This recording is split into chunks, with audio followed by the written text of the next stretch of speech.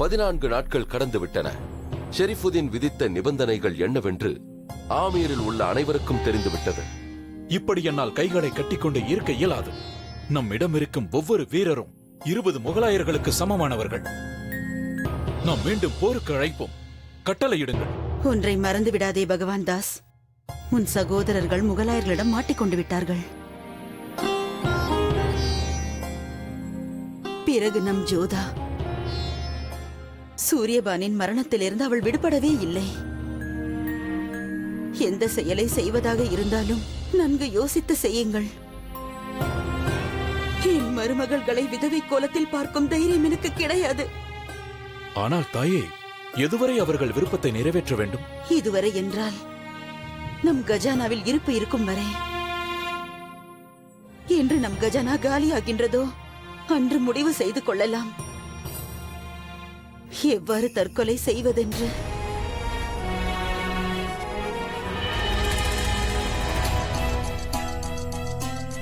இன்னும் ஒரு வழி இருக்கிறது அம்மா.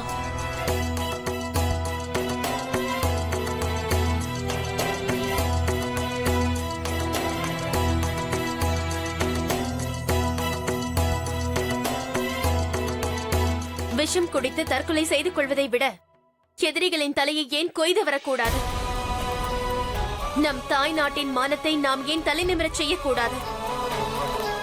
இதனால் நாம் மட்டுமல்ல, இந்த அரண்மனையில் உள்ள அனைத்து வீரமான பெண்களும் போரில் கலந்து கொண்டு உயிர் தியாகம் செய்யவும் தயாராக உள்ளனர்.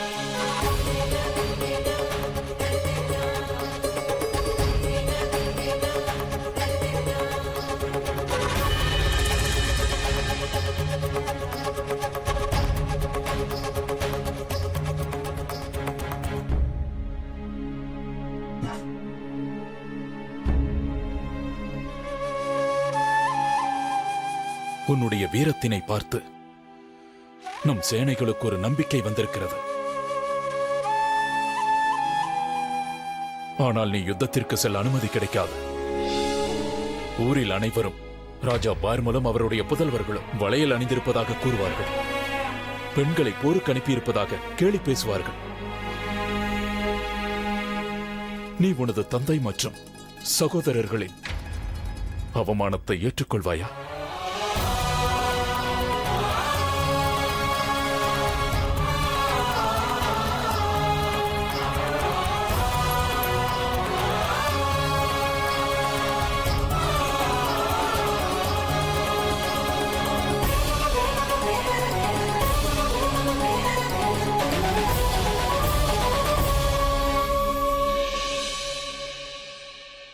யோசியுங்கள் தந்தையே, போரை தவிர நமக்கு வேறு வழி இருக்கிறதா என்று. ஒரு வழி இருக்கிறது. காலம். காலம் நமக்கு அனுகூலமாக இல்லாத வரை நாம் நமது கஜானாவிலிருந்து அவன் கேட்பதை கொடுத்துதான் ஆக வேண்டும். என்னுடைய மகன்கள் மற்றும் என் நாடு சுபிட்சமாக இருப்பது அவசியம். பகவான் தாஸ், காலம் எப்படிப்பட்ட மனிதனையும் விட்டு வைக்காது. நல்ல காலம் வரும் வரை நான் பொறுமையாகத்தான் இருக்க வேண்டும். தாங்கள் ஏன் என்னை ஆண் மகனாக படைக்கவில்லை? பதில் கூறுங்கள். நான் ஆணாக பிறந்திருந்தால் அந்த ஜலாலுதீனை எதிர்த்து நான் போர் புரிந்திருப்பேனே. என் தந்தை தலை குனிந்து நிற்பதை பார்க்க எனக்கு வேதனையாக உள்ளது. அன்று தாங்கள் தானே அர்ஜுனனுக்கு சாரதியாக இருந்து வழி காட்டியது. ஆனால் இன்று நீங்கள் எங்கு சென்றீர்கள்? ஆமீரில் என்றும் உங்களுக்கு பூஜை நடக்கின்றது. ஆனால் இன்று ஆமீர் சங்கடத்தில் உள்ளது. என் 3 சகோதரர்களின் உயிரும் ஆபத்தில் இருக்கிறது. இன்று எங்களுக்கு ஒரு வழியை காட்டாமல் ஏன் அமைதியாக இருக்கிறாய்? நான் உனக்கு ஒரு பரீட்சை வைக்கிறேன். போரா அல்லது மரணமா? இந்த பரீட்சையில் எங்களோடு நீங்களும் கண்டிப்பாக கலந்து கொள்ள வேண்டும். உலகமே உங்களை போற்றுகிறது. உலகம் உங்களை ரட்சகர் என்று கூறுகிறது. அந்த வார்த்தையெல்லாம் உண்மையாக இருந்தால் இன்று தாங்கள் எனக்கு ஒரு வாக்கு தர வேண்டும். எனக்கு வாக்கு தர வேண்டும். நீங்கள் தந்தையாக வேண்டும். பார்மலின் கஜானா தீர்ந்து கொண்டே வந்தது. ஷெரீஃபுதீன் கேட்பது நாளுக்கு நாள் அதிகரித்துக் கொண்டே வந்தது. பார்மலிடம் கூறுங்கள், 5000 வராகங்களால் எதுவும் செய்ய இயலாது என்று 10,000 வராகங்கள் வேண்டும் ஒவ்வொரு மாதம். ஷெரீஃபுதீன் நாளுக்கு நாள் இவ்வாறு உயர்த்திக் கொண்டே செல்வது பார்மலை கவலையுறச் செய்தது. விதி வலியதாயிற்றே. சூரியபானு மட்டும் உயிருடன் இருந்திருந்தால் இந்நாளில் ஜோதாவிற்கும் அவனுக்கும் திருமணம் நடந்திருக்கும். இன்று திருமணம் நடக்கிறது, ஆனால் ஆமீரில் அல்ல, ஆக்ராவில். ஜலால் தனது வாழ்வில் இன்னொரு முடிவை எடுத்தான். பெஹரம் கானின் மறைவிற்கு பிறகு அவரது மனைவி தனது மகன் ரஹீமுடன் அரண்மனைக்கு வந்து சேர்ந்தாள். அவள் மிகவும் அச்சத்தில் இருந்தாள். எங்கே தனது மகனை மகாமங்கா அழித்து விடுவாளோ என்ற அச்சம். ஏனெனில் பெஹரம் கானின் எதிரி அவள். ஜலாலுதீனுக்கு இது நன்றாக புரிந்துவிட்டது. பெஹரம் கானின் அழிவிற்கு மகாமங்காதான் காரணம் என்பது நன்கு புரிந்துவிட்டது. இருப்பினும் மகாமங்காவின் பாசம் அவனை கட்டி போட்டது. நன்கு ஆலோசித்து இறுதியில் ஒரு முடிவை எடுத்தார் ஜலால். பெஹரம் கானின் மனைவியும் அவரது மகனும் நிம்மதியாக இருக்க வேண்டும் என்றால் அரண்மனையில் அவர்களுக்கென்று ஒரு இடம் ஒதுக்க வேண்டும் என்று புரிந்து கொண்டார். ஜலாலுதீன் அவர்கள் சந்தோஷமாக இருக்க வேண்டும் என்பதற்காக திருமணத்திற்கு ஏற்பாடு செய்தார். சம்பிரதாயத்திற்காக மட்டும் நடந்த திருமணம் அது. குழந்தையின் எதிர்காலத்தை மனதில் கொண்டு அவர் இந்த முடிவிற்கு வந்தார். எனக்கு சம்மதம்.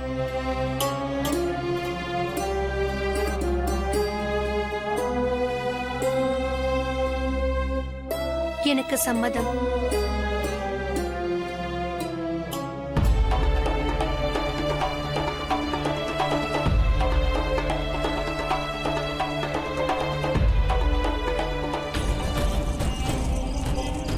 மகாமங்காவின் திட்டங்கள் செயலிழந்து கொண்டிருந்தன. அவள் மகனுக்கும் பானுவிற்கும் திருமணம் செய்ய முடியாமல் போனது முதல் தோல்வி. அவளது எதிரியான பெஹரம் கானின் மனைவியை ஜலால் திருமணம் செய்து கொண்டது மகாமங்காவின் கைகளை கட்டி போட்டது போன்றாயிற்று. மகாமங்காவை ஜலால் இதுவரை எதிர்த்ததே இல்லை. ஆனால் இந்த செய்தி அவளை கலங்கச் செய்தது. இத்தருணத்தில் இவர்கள் இருவரும் ஜலாலின் அறைக்கு ஏதோ விஷயம் இருக்கிறது. மிகவும் சரியாக சொன்னீர்கள் அரசே. மால்வாவில் ஆதம் கான் முகலாயர்களை மண்ணோடு மண்ணாக்கிவிட்டார். அதோடு அவர் பாஸ் பகதூரின் காதலி ரூதிகாவையும் தன்வசப்படுத்திக் கொள்ள முயற்சி செய்து கொண்டிருக்கிறார். அதனால் அவர்கள் தற்கொலை செய்து கொண்டார்கள். அது மட்டுமல்ல அரசே, அங்கு எவ்வளவு வரி வசூல் செய்கிறாரோ அதிலிருந்து சிறிதளவே ஆக்ராவிற்கு அனுப்பி வைக்கப்படுகிறது. தன் எல்லையை மீறிவிட்டான் ஆதம் கான். அவனிடம் மால்வாவை வெல்ல சொன்னேனே தவிர அழிக்கச் சொல்லவில்லை. நான் தான் அவனுக்கு அதிகாரத்தை வழங்கியது. ஆனால் இன்று நானே அந்த அதிகாரத்தை பறிக்க வேண்டியதாயிற்று. நாளை பானுவிற்கும் ஷெரீஃபுதீனிற்கும் திருமணம் நடக்காவிட்டால் நானே ஏதோ ஒன்று செய்திருப்பேன். ஆனால் காத்திருக்க வேண்டும். திருமணத்திற்கு பிறகு நான் சாரங்பூர் செல்கிறேன். அங்கு சென்றதற்கு பிறகு ஆதம் கானிற்கு என்ன தண்டனை என்று யோசிக்கிறேன். இன்னொரு விஷயம், இனி இதை பற்றி நீங்கள் யாரிடமும் பேசக்கூடாது. நான் தனியாக அங்கு செல்கிறேன். ஆதம் கான் செய்த கொடுமைக்கு என்ன தண்டனை என்று நானே முடிவெடுக்கிறேன்.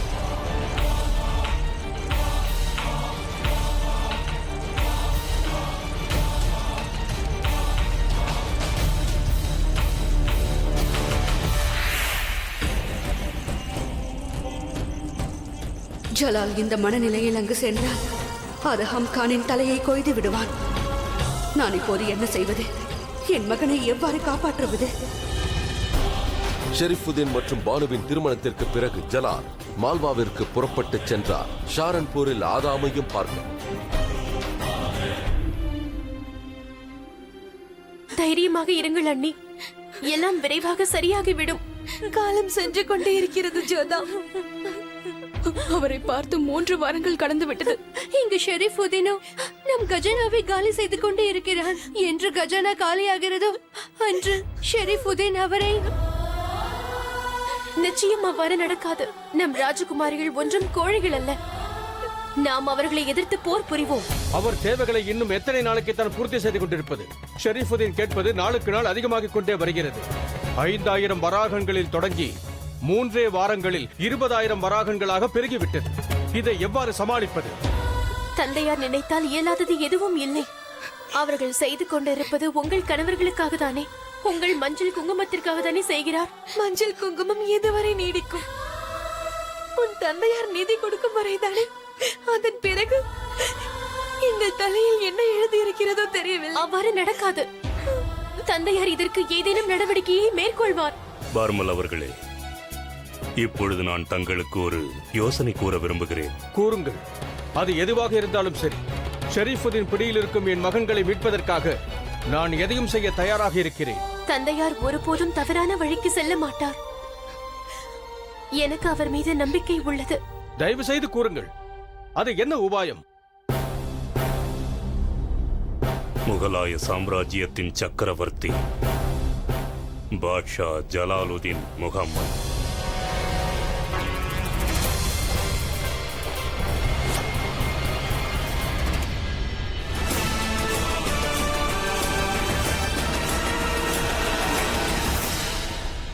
இது எப்படி சரியான யோசனையாக இருக்க முடியும்?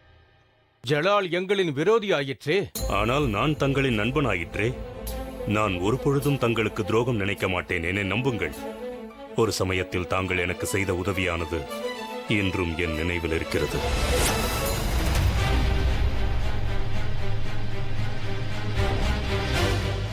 யார் நீ? நான் சுப்தே கான், ஒரு முகலாயன்.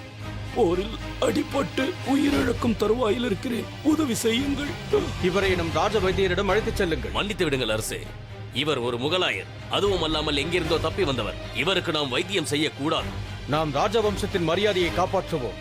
அது நமக்கு கூறிய பாடம் என்ன தெரியுமா? பலகீனமானவர்கள், உதவி கோரியவர்கள், சரணடைந்தவர்களுக்கு உதவ வேண்டும் என்று. இவரை உடனடியாக அழைத்துச் செல்லுங்கள். இவருக்கு தேவையான வைத்தியத்தை செய்யுங்கள். அன்று தாங்கள் செய்த உதவியை நான் இறக்கும் வரை மறக்க மாட்டேன். தங்களுக்கு தீங்கு ஏற்படுவதை பார்த்துக் கொண்டும் இருக்க மாட்டேன். தயவு செய்து நான் கூறுவதை கேளுங்கள். பாட்ஷா ஜலாலுதீனுடன் நட்புறவை வளர்த்துக் கொள்ளுங்கள். தந்திரமாக தாக்குபவன் மாமன்னனாக இருக்க முடியாது. ஆமீருக்குள் யாருக்கும் தெரியாமல் நுழைந்தான் என்னை தாக்குவதற்கு. என்னால் அவரை நம்ப முடியாது. இதோ பாருங்கள், ஆக்ராவில் நிறைய மாற்றம் ஏற்பட்டிருக்கிறது. பெஹரம் கானை விட்டு ஜலாலுதீன் விலகி வெகு காலம் ஆகிவிட்டது. அவர் நடைமுறைகள் வித்தியாசமாக உள்ளன. அரசன் எவ்வழியோ மக்களும் அவ்வழி. ஷரீஃபுதீன் நடந்து கொள்வதை பார்த்தால் மாமன்னர் எவ்வாறு இருப்பார் என்பதை புரிந்து கொள்ள முடிகிறது. அரசனின் அதிகாரியை இப்படி துன்புறுத்தும் போது அரசனிடம் நம்மால் என்ன பேச முடியும்? ஒருபோதும் தலைவணங்கி நிற்க முடியாது. ஆமீரின் அரசர் ஆக்ராவின் அரசரோடு பேசுவதை தலைக்குனிவு என்று கூறக்கூடாது பார்மல் அவர்களே. நாம் நினைப்பதெல்லாம் சரியாக நடந்து விடாது. நாம் ஒரு விஷயத்தை நினைப்போம், ஆனால் அது வேறு விதமாக நடந்துவிடும். இதை தாங்கள் புரிந்து கொண்டு முதலில் ஆக்ராவிற்கு சென்று பாஷாவுடன் பேச. நிறுத்துங்கள். நான் எதையும் ஏற்க தயாராக இல்லை.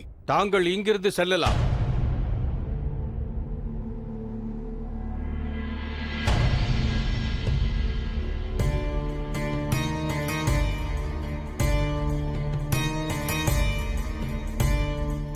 நான் தங்களது நண்பனாவேன். அதனால் தான் தங்களின் மானத்தையும் தங்களது குழந்தைகளையும் காக்க நினைக்கிறேன். நான் கூறியதை மீண்டும் ஒரு முறை பரிசீலித்து பாருங்கள்.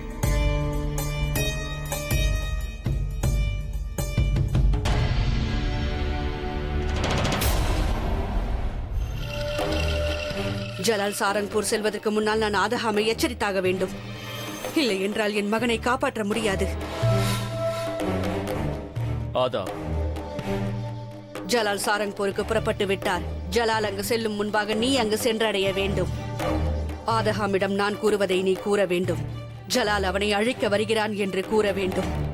அதோடு நானும் அங்கு விரைவாக வருவேன் என்ற செய்தியையும் நீ கூற வேண்டும். ஜலாலிற்கு முன்பாக நீ சாரங்பூர் சென்றடையவில்லை என்றால் நினைவில் தாங்கள் கவலை கொள்ள வேண்டாம். நான் மிக விரைவாக சென்று விடுவேன். அரசருக்கு முன்பாக தங்களது செய்தி அந்த இடத்திற்கு சென்றுவிடும். அல்லாவின் கருணையால் அப்படியே நடக்க வேண்டும். ஒருவேளை நடக்கவில்லை என்றால் நீ சுவாசிக்க சுவாசம் இருக்காது. அதை நிறுத்தி விடுவேன். சொல்வதை செய்பவள் நான்.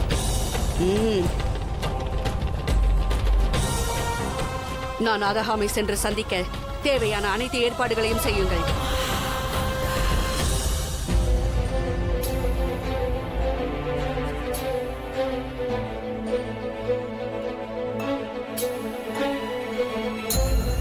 ஆமீரை காப்பாற்றுவதை பற்றி யோசிக்கிறாயா பார்மல்? இல்லை, என் மகளை பற்றி தான் யோசித்துக் கொண்டிருக்கிறேன். ஜலாலின் தலையை கொய்யுமாறு கூறினாளே, அவளை பற்றித்தான். அவளுக்கு நன்றாகவே தெரியும் அவள் தந்தை தலைவணங்க மாட்டார் என்று. இப்போதும் நம்பிக்கை உள்ளது. தோல்வி என்பது ஒருபோதும் நிரந்தரம் அல்ல. நிச்சயம் வெற்றி கிடைக்கும். சிம்மாசனத்தில் அமரும் அதிகாரம் ராஜாவிற்கு வழங்கப்படுகிறது, ஒரு தகப்பனுக்கு அல்ல. ஏனென்றால் சிம்மாசனத்தில் அமர்ந்த பிறகு முதல் கேள்வி மக்களையும் நாட்டை பற்றியுமே இருக்கும். சந்ததியை பற்றி இருக்காது. பிரச்சனை சந்ததியை பற்றி அல்ல, நம் நாட்டின் மானத்தை பற்றி. நாமும் ஜலாலுடன் கைகோர்த்து விட்டால் நமக்கும் சுஜாமலுக்கும் என்ன வித்தியாசம் இருக்கும்? ஒருவேளை நான் அவ்வாறு செய்தால் ஆமீர் மக்கள் என்னை அரசனாக ஏற்றுக்கொள்வார்கள். ஆனால் ஜோதா என்னை தகப்பனாக ஏற்க மாட்டாள். தாங்கள் ஜோதாவிற்கு மட்டும் தந்தை அல்ல, இன்னும் மூவர் இருக்கிறார்கள். அவர்கள் ஷெரீஃபுதீனின் காலடியில் மண்டியிட்டு உயிருக்கு பயந்து கொண்டு பாதுகாப்பாக இருக்கிறார்கள். தாங்கள் இந்நாட்டு மக்களுக்கு தந்தையை போன்றவர். ஒரு அமைதியான வாழ்க்கைக்காக மக்கள் காத்திருக்கிறார்கள். தாங்கள் ஜலாலின் முன் தலைவணங்கி நிற்காவிட்டால் தங்களின் மானம் காப்பாற்றப்படும். ஆனால் தங்கள் மேல் விழும் குற்றச்சாட்டுக்கு என்ன பதில் கூறப் போகிறீர்கள்? தன் மகன்களை பலி கொடுத்த குற்றச்சாட்டு, ஆமீரின் கஷ்டத்திற்கான குற்றச்சாட்டு, மனைவி மற்றும் மருமகள்களின் தற்கொலைக்கு காரணமான குற்றச்சாட்டு. இவ்வாறும்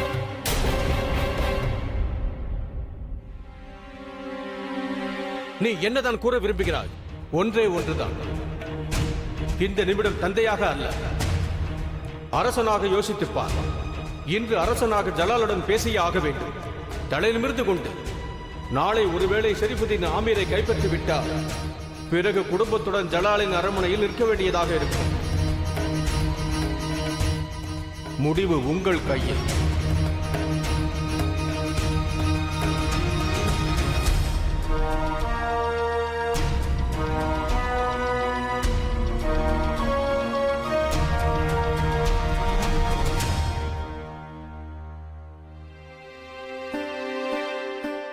அவருடைய தலையில் இருக்கும் கிரீடம், அவருடைய வெள்ளை முடி அவரின் அனுபவத்தை வெளிக்காட்டுகிறது. அந்த அனுபவமானது மக்களை கைவிட மாட்டார் என்ற நம்பிக்கையை தருகிறது.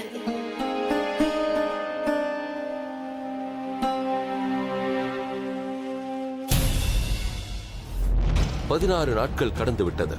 ஷேரன்பூருக்கு உள்ளே அவர் நுழையவில்லை. ஷேரன்பூருக்கு வெளியே அவர் கூடாரம் அமைத்தார். ஹுசூர், நாங்கள் நிறைய கைப்பற்றி இருக்கிறோம். குதிரைகள், யானைகள் மற்றும் பொக்கிஷங்கள். ஆனால் ஆதம் கான் எனக்கு நன்றாகவே தெரியும். அதனால் தான் நான் இங்கு வந்துள்ளேன். எரியும் நெருப்பிற்கு எவ்வளவு வலிமை இருக்கும் என்று பார்ப்பதற்கும் தவறு செய்தவனை பார்ப்பதற்காகவும் ஒரு விஷயம் கூறுகிறேன் ஹுசூர். பகதூரை தோற்கடித்து கஜனாவை கைப்பற்றிய பிறகு ஆதம் கான் அவருக்கு தேவையான எல்லாவற்றையும் விடுத்து எங்கேயோ ரகசியமாக பதுக்கி வைத்து விட்டார். போரில் வென்றதற்கு பிறகும் கூட ஆதம் கான் இந்த மால்வா நாட்டை விடுவதாக இல்லை. அவரின் குரூர புத்தியால் பெண்கள், குழந்தைகள், வயதானவர்கள் இவ்வாறு அந்த நாட்டில் அனைவரும் துன்பப்படுகிறார்கள். ஆதம் கான் எந்த நிலையிலும் ஒரு முகலாய மன்னன் தன் மக்களை துன்புறுத்தவே கூடாது. போரில் எதிரில் நிற்கும் சிப்பாய்கள் நமக்கு எதிரிகள். ஆனால் போரை வென்ற பிறகு அவர்களது மனைவி மக்கள் அனைவரும் நம் மக்கள். யார் தவறு செய்தாலும் நான் தண்டனை வழங்குவேன். அது என் நண்பனாக இருந்தாலும் சரி, ஆதம் கானாக இருந்தாலும் சரி. இப்பொழுதே நான் சாரங்கப்பூர் புறப்படுகிறேன்.